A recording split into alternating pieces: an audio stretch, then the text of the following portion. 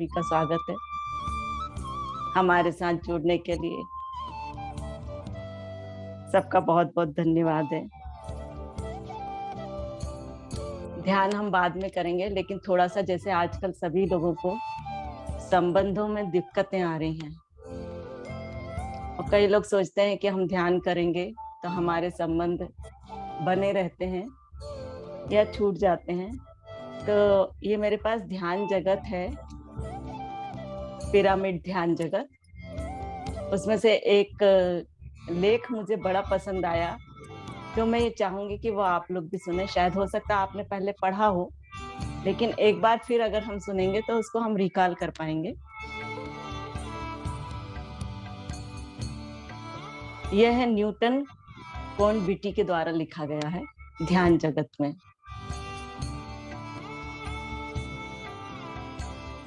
आध्यात्मिकता में अक्सर लोगों को ये गलतफहमी हो जाती है कि रिश्ते नाते आत्मोन्नति के मार्ग में प्रतिरोधक हैं, इसलिए हमें रिश्तेदारी नहीं चाहिए। बहुत लोग रिश्तेदारी से भयभीत रहते हैं, इसलिए धरती पर एक प्रकार की पीड़ा, दुख का वातावरण बना हुआ है। आज अनावश्यक बातों को लेकर परिवारों में झगड़े, लड़ाइयां, रिश्ते नातों से मुंह मोड़ना आदि हो रहा। तो दोस्तों, हमारे परिवारों में देख रहे हैं हम कि छोटी छोटी सी बातों को लेकर के अलगाव हो रहा है, टकराव हो रहा है, मतभेद हो रहा है। उसी को लेकर के ये लेख है, सामंजस्यपूर्ण संबंध, न्यूटन कॉर्नबेटी के द्वारा। तो श्री राम अथवा श्री कृष्ण हमें सद्भावना युक्त महान आदर्शपूर्ण जीवन की परंपरा देकर गए हैं। हमने अपने अंदर कुछ अंधविश्वास, कुछ झूठी मान्यताएं और धारणाओं को पाल रखा है। हमारी आध्यात्मिक यात्रा सही विधान में नहीं है,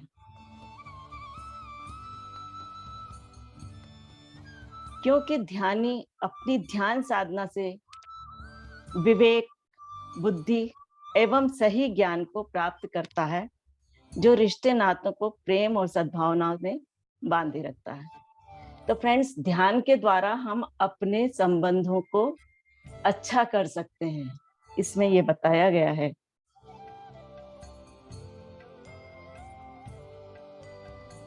ध्यान साधना से रिश्तों में मधुरता और मिठास ला सकते हैं। ये विश्व एक दर्पण है।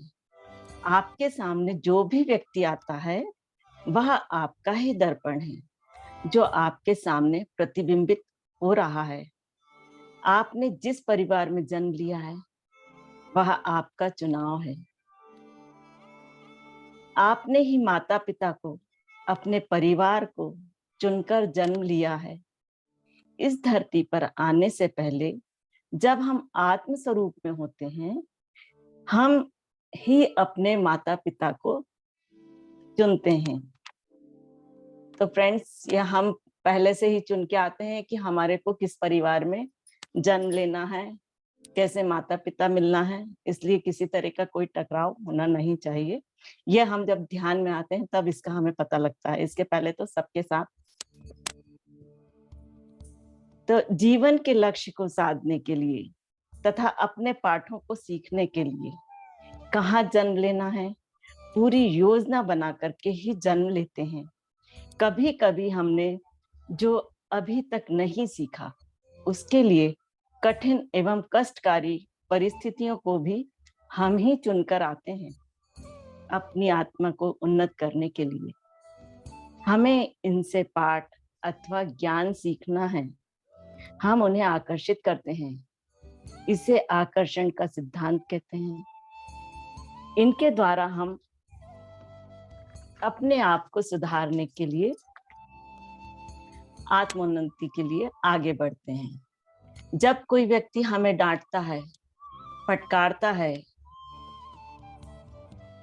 तब हम यह विचार करना चाहिए था हमें कि यह व्यक्ति मुझे कुछ भला बुरा कह रहा है, मैं इसे शत्रु मान रहा हूँ, परंतु यह मुझे कुछ सिखाने के लिए ही मेरे जीवन में आया है।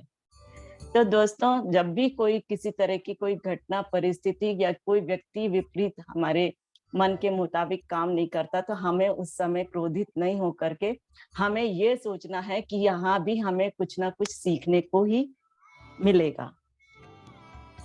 इससे मुझे क्या सीखना है? यह मेरा शत्रु नहीं, एक टीचर है जो ज्ञान देकर मेरी आत्मोन्नति में सहायक बनकर आया है। एक महान विषय यह है कि जो व्यक्ति ध्यान साधना में रहता है, उसे अवश्य इस बात की जागरूकता हो जाती है कि यह व्यक्ति जो मुझे भला बुरा कह रहा है, वह मुझे कुछ ना कुछ सिखाने के लिए ही ऐसा कर रहा है। मुझे जो सीखना है वह इसके बारे में मैं विचार करता हूँ। महान सुकरात, महान संत सुकरात अपनी पत्नी के द्वारा पीड़ित थे। वह पहले सोचा करते थे कि मेरी पत्नी इतनी कठोर क्यों है? यह सदैव मुझे डांटती ही रहती है। मैं उससे प्रेम करता हूँ, फिर भी वह मुझसे द्वेष करती है। एक बार वह उबलती हुई गरम चाय लेकर आई। सुकरात उस समय कुछ लिख रहे थे। उन्होंने पत्नी को देखा नहीं, इसलिए क्रोध में आकर पत्नी ने गरम गरम चाय उनके चेहरे पर उड़ेल दी। सुकरात थोड़ी देर छटपटाए। जलन कम होने के पश्चात सोचने लगे कि मैंने ऐसी पत्नी का चुनाव क्यों किया। इस तरह सोचते हुए वैराग्य में आ गए। इस प्रकार विचार करते करते उन्हें अवगत हुआ कि पत्नी के द्वारा मुझे कुछ सीखना है, मुझे सिखाने के लिए ही वह मेरे जीवन में आई है। उन्हें यह अवगत हो गया कि उन्हें सहनशीलता का पाठ सीखना है। इस प्रकार वे महान दार्शनिक एवं तत्वज्ञानी बन गए। जब हम प्रेम, क्षमा, सहनशीलता, सहिष्णुता आदि सीखना आरंभ कर देते हैं, तो झगड़े समाप्त हो जाते हैं। इस तरह वाक क्षेत्र संपन्न हो जाता है। कभी कभी किसी के अहंकार को तोड़ने के लिए क्रोध को समाप्त करके शांति एवं प्रेम को बढ़ाने के लिए ऐसे ही रिश्तों का चयन करते हैं। एक स्त्री बचपन से ही अनेक कष्टों को सह रही थी। उसके पिता रोज शराब पीकर उसकी माँ और दादी को मारते थे। इस लड़की को माता पर बहुत प्रेम था और पिता पर क्रोध आता था और नफरत होती थी। जब वह 15 वर्ष की हुई, तब उसके मन में विचार उत्पन्न होने लगे कि मैं इस ताड़ना और पीड़ा को क्यों झेल रही हूँ। जब वह ध्यान में आई, तो एक दिन उसे पता चला कि आत्मलोक में उसने ऐसी योजना बनाई थी कि वह इस परिवार में जन्म लेगी और पिता की प्रताड़ना सहती रहेगी। तब उसे ध्यान साधना का मार्ग मिलेगा। पिछले कई जन्मों से वह भौतिक संसार की चमक दमक और सुंदरता से आकर्षित होकर आध्यात्मिक मार्ग पर नहीं आ रही थी। इस तरह पिता एवं बेटी दोनों ने अनुबंध किया और प्रेम व करुणा का सबक सीखने के लिए दोनों धरती पर आए। जब बेटी को ये सारी बातें मालूम हो गई, तो पिता के प्रति उसकी घृणा मिट गई और उसके अंदर प्रेम एवं करुणा की भावनाएं उभरने लगी। जब हम अज्ञान या ध्यान रहित स्थिति में होते हैं, तो जन्म से लेकर वृद्धावस्था तक शत्रुता, आपसी झगड़े, लड़ाइयाँ, मारपीट, बात ना करना, रूठ जाना आदि करते हैं। यह प्राकृतिक है, क्योंकि यह ज्ञान नहीं होता कि हम एक दूसरे के दर्पण हैं। हम एक दूसरे को सिखाने के लिए आए हैं। ध्यान में हमें यह ज्ञान प्राप्त होता है। जब हम अपने आप से प्रेम नहीं करते, स्वयं की निंदा करते हैं, द्वेष भाव रखते हैं, अपने आप को न्यून अथवा हीन भाव से देखते हैं और समझते हैं, तब हम ऐसी परिस्थितियां और रिश्तों का चुनाव करते हैं जहां हम स्व प्रेम का सबक सीख सकें।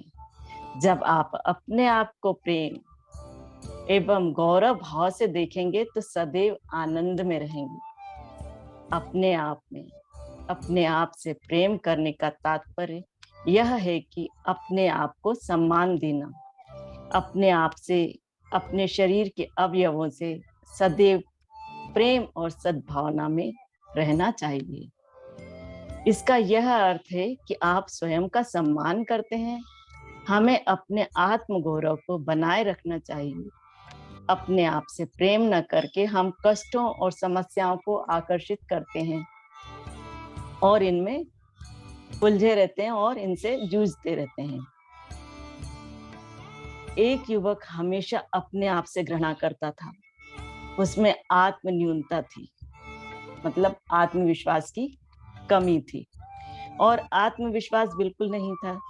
उसका जीवन बहुत ही शोचनीय स्थिति में था और वह निराश एवं चिंतित रहता था।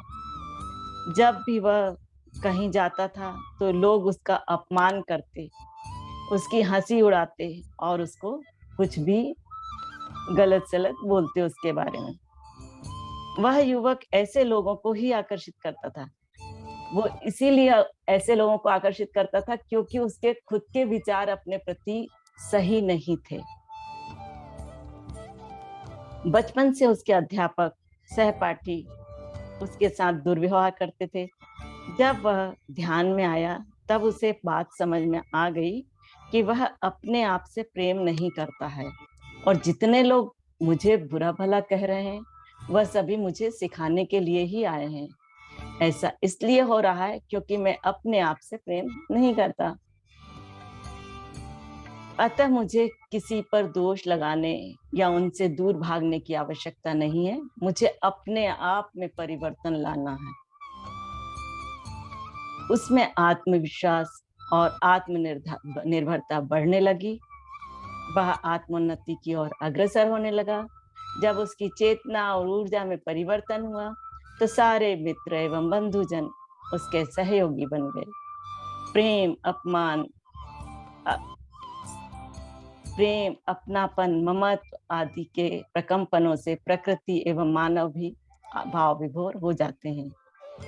बंधुत्व एवं रिश्तेदारी स्वर्गीय आनंद एवं अनुभव के लिए दूसरे से आत्मीय सबक सीखना, प्रेम पूर्वक रहना, दया, करुणा, ममता, सहनशीलता, सहानुभूति सीख कर ही हम आनंदमय जीवन जी सकते हैं। ध्यान और आत्मज्ञान के द्वारा हम परिवार में एक मधुर वृंदावन की सृजन कर सकते हैं, नहीं तो जीवन नरक ही है। आत्मज्ञान के पश्चात परिवार या कुटुंब एक स्वर्ग धाम लगेगा। जिस रिश्तेदारी को हम कष्टदायक समझ रहे थे वही रिश्तेदारी अब महान स्वर्ग तुल्य अनुभव का माध्यम बनती है। तो दोस्तों, मुझे ये लेख इतना अच्छा लगा कि मैंने सोचा ये इसको आप लोगों के साथ साझा करूं। चलिए ध्यान के लिए बैठेंगे। अपने आप को रिलैक्स छोड़ दीजिए। कहीं कोई तनाव नहीं।